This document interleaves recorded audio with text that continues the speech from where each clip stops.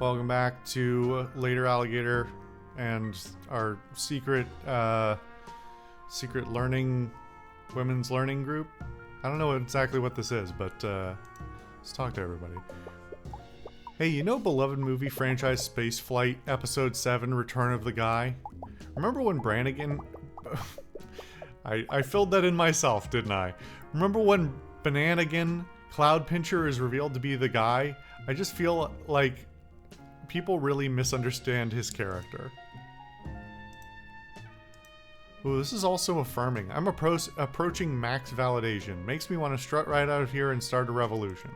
Do these people have unique... Oh, there's more lines. Okay. So he did some space murder. So he punched a baby so hard it turned into a diamond. If people would only seek out the extended content, they'd see there's so much more to him. I don't know about this take, Cal. I feel like punching babies is I don't like babies, but I feel like that's usually frowned upon. Even if they're evil babies, I think people mostly try not to punch them unless they're, you know... I got nothing. A real spacefight fan reads the 45 companion novels, played the ARG, and collected enough box tops to send away for the compendium. Do you know how much cereal I ate for that? I'm banned from the bodega now. Well, also because I keep paying for apples in all pennies. Why are you... You're a bad neighbor. Space fight.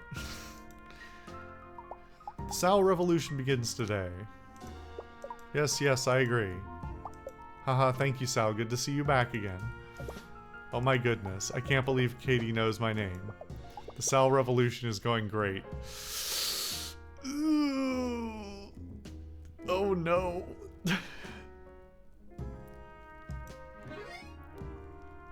Wait, that was a puzzle piece? Why was that a puzzle piece?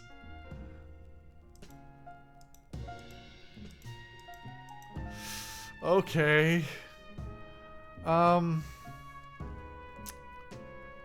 Oh man, all of my interests and things I talk about wrap back together. I was talking a couple of weeks ago about, like, as a side note of something else I was talking about how not to be a weird fan.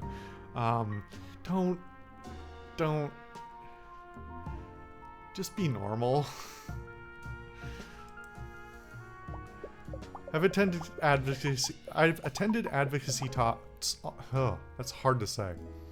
Also, I'm tired and my mouth is a little dry. I've attended advocacy talks all up and down the East Coast, but this one by far has the best lemon square and brownie selection. Good to know you're paying attention, Teddy. Thanks for coming. Ranch. Do I have the time to get another Rice Krispie treat before we continue? Climate change is real. I mean, yeah.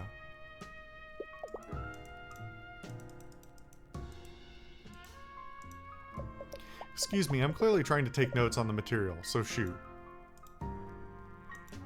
Cassandra, with every beat of my heart I long for you, Douglas whittered, his flippers paddling across the ballroom to meet her.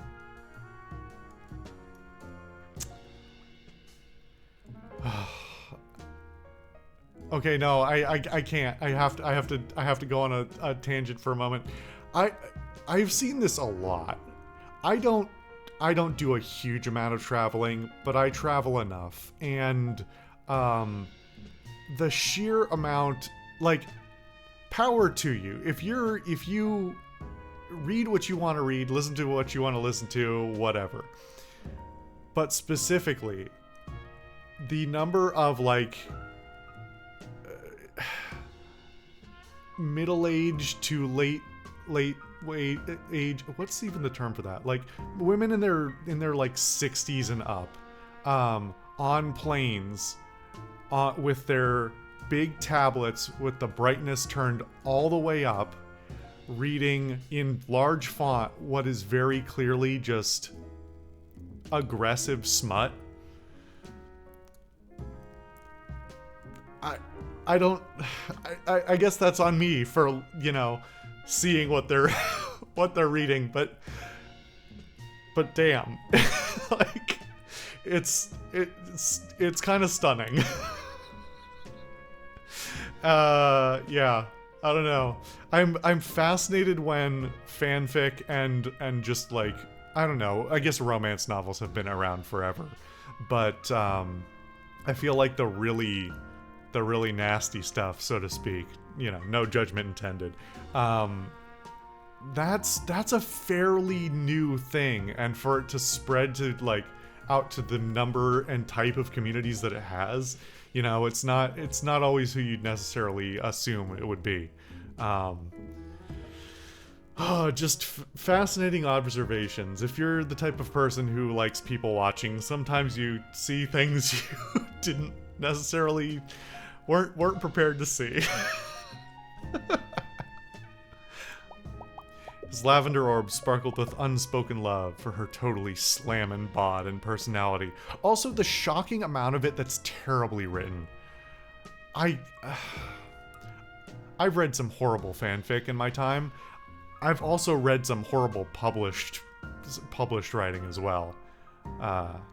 Holy cow. I mean, slammin' really with the rest of that prose? Hey, stop looking over my shoulder. No, I want to see. It's healthy to express yourself creatively. Yeah, you're right, but you're doing it in the middle of somebody trying to do a presentation. And listen, there's a time and place for things, just in the same way that maybe reading, you know, explicit depictions of smut on a plane next to a bunch of people is not the right time. Also, maybe not the right time to write your own smut in a lecture. Especially if you're here by choice. This isn't even like a college class. I've wasted time in classes before. Just, I don't know, just don't come.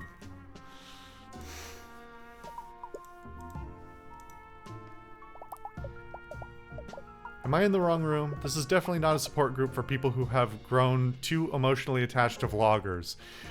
What did I just say about not being a weird fan? I think this game is telling me I have to do that video on parasocialism that I've been putting off. Like, it's bullying me into it. Well, I don't know. I'll bump it up and take some more. I'll bump it up in my notes and take some more thoughts down. Maybe it's time for that video. I should leave before anyone notices. Actually, it's pretty interesting. I bet they have better coffee than the support group, too. I'm good enough. I'm smart enough, and gosh darn it, I'm worth vlogging about. Well, that's a weird twist.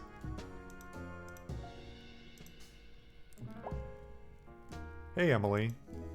Yeah? You want to go get sushi burritos after this? I know we're trying to save money, but I hear the siren song of the sushirito calling me. I find that deeply upsetting. What is a sushi burrito? Listen, I've seen food atrocities on the internet, plenty of them, but what even is a sushi burrito? Is that a sushi like a sushi roll the size and shape of a burrito, or is that a burrito filled with parts of sushi? I think the latter is definitely worse. You had me at hey.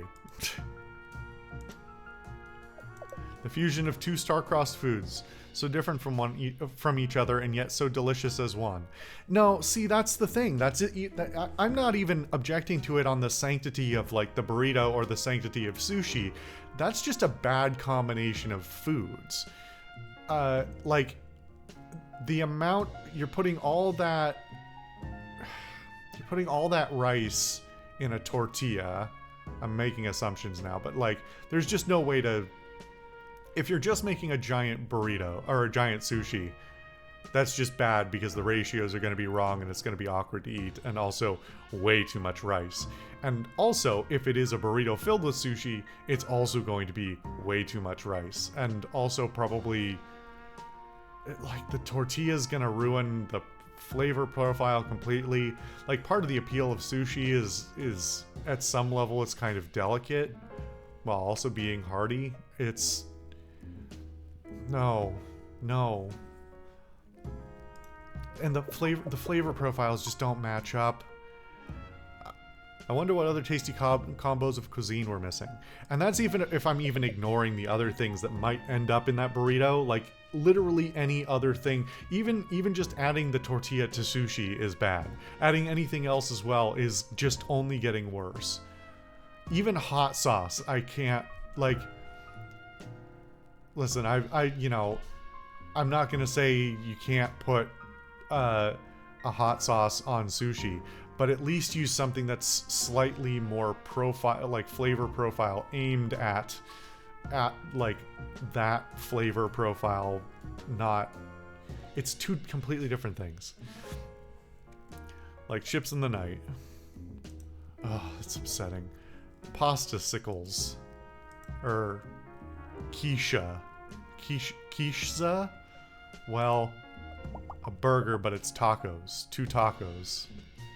Okay, that one I'm vaguely interested in. Isn't that just kind of redundant? I guess it depends on what kind of tacos you're talking about. But even if it's not beef tacos, you're still getting tacos filled with meat, with more meat around them. Everybody overcomplicates food. You know, I just had a thought that there are 2 parallel problems that I see really commonly on the internet when it comes to food. And one is that everybody has to make sensationalist food, right? Like, there's very little room for you to just make a normal meal on the internet. There are a few people who do, a few, you know, a few creators who do that sort of stuff. But they're few and far between. In general, you know, the internet tends to reward sensationalism, and virality comes with that. So people are making absurd foods, which usually means just excess and tons of complication, either out of just pure absurdity or out of like the semi-pro to pro chefs who are just going over the top with it, but in a competent way, or a mostly competent way. And meanwhile, at the flip side of the flip side is most of the people who watch, most people in general, and in that case, most of the people who watch that kind of content barely know how to cook or don't know how to cook at all. And I'm not gonna like moralize about that, but that's why I watch the content I do. I like practical food stuff with people who actually know what they're talking about, and, you know, are thoughtful about their audience and what their audience might actually make. I really like cooking, but that's a separate issue. This episode's just full of tangents, isn't it? That's fine though. That's what you're here for. If this is your first, somehow manages to be your first video, welcome. It's usually not this this tangent heavy, but it is a tangent heavy channel.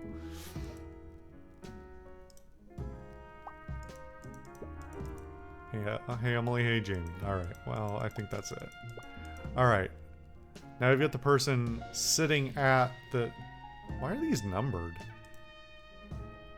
Welcome. Please sign our guest book. I don't think I can. And sign here for our mailing list. Oh no. And sign here too, right there. Great. I really need a co-signer for my small business loan. D. Fulton Gale, that's what they call me down at the credit union. Sign the guest book or don't. Go your own way, baby.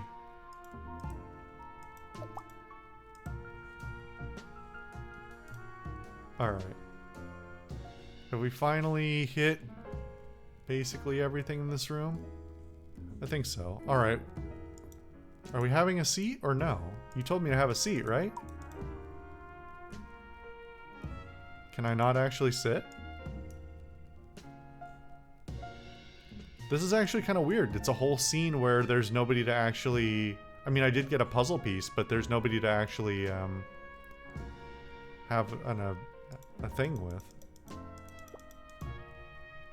Huh.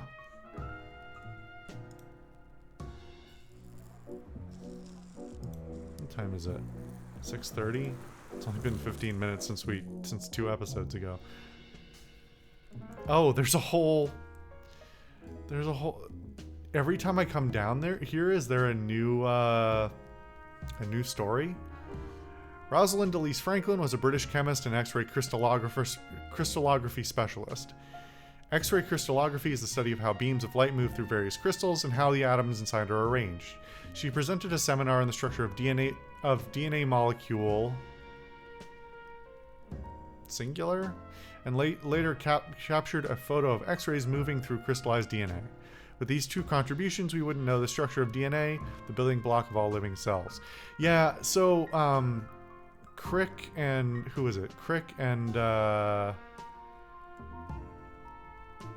there's the two guys who are generally, you learn, are the fathers of DNA, but they really stole most of their work from this person.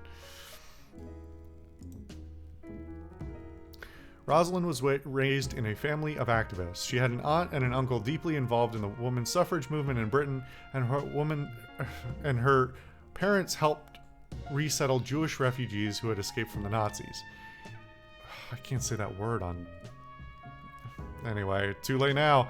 Even as a kid, she was an excellent scholar and attended one of the few... Even as a kid, she was an excellent scholar and attended one of the few girls' schools in London that taught math and physics. She attended university at Cambridge, where she met Adrian Well, a French scientist and former student of Marie Curie. Marie Curie... They're going on a tangent. This game knows me. Marie Curie was famous for discovering radium, and polonium was also a pioneer in the field of X-rays. In 1951, a young... This is a whole paragraph within a parentheses is not a good choice, but I don't know, make it a footnote or something. In 1951, a young Dorothy Crowfoot would road trip with her classmates to see Rosalind Franklin's groundbreaking DNA molecule seminar. The same Dorothy Crowfoot Hodgkins would later use X-ray crystallography to map the structure of insulin. We're very tangent heavy today. This is an impressive lineage of scientific women mentoring women, and that's so awesome.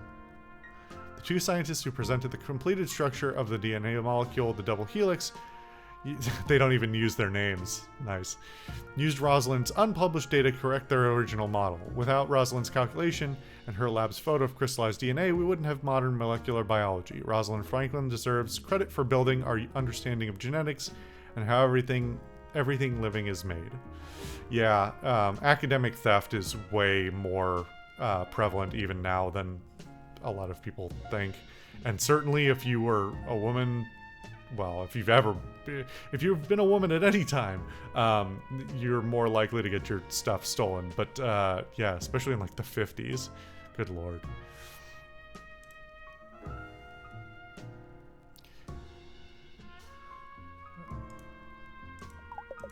Did I put out enough folding chairs? I don't want a repeat of Space Fight Trivia Night's Chaos. Alright, I still can't sit in this chair. Let's give one more go just to see if... Is it... Time's not passing, is it? No, it isn't. I'm actually curious how many of these there are. Oh, it's the same one. Is it only 2? Oh, I gotta click all the way through this.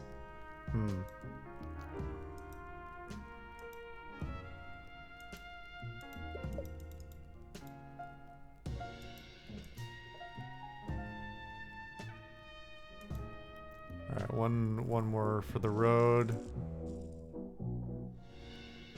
Okay, so it's just the 2. That actually is a relief to me, because I'd be bummed if there were a bunch of them and I wasn't gonna sit here and read, you know. I said I wasn't gonna do an entire episode, but I did spend the entire episode in this room, regardless, so...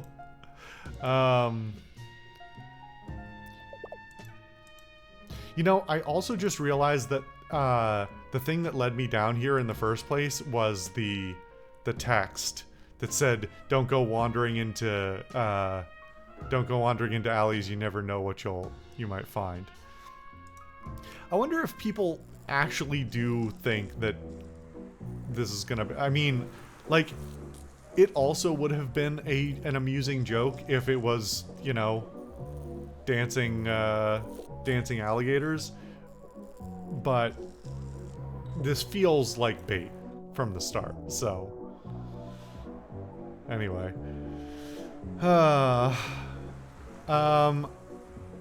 Well, given the time, do we get back on the train? And go to 9th Street? So we don't spend too much time getting distracted? I feel like that's probably the call. I guess we'll decide that next time.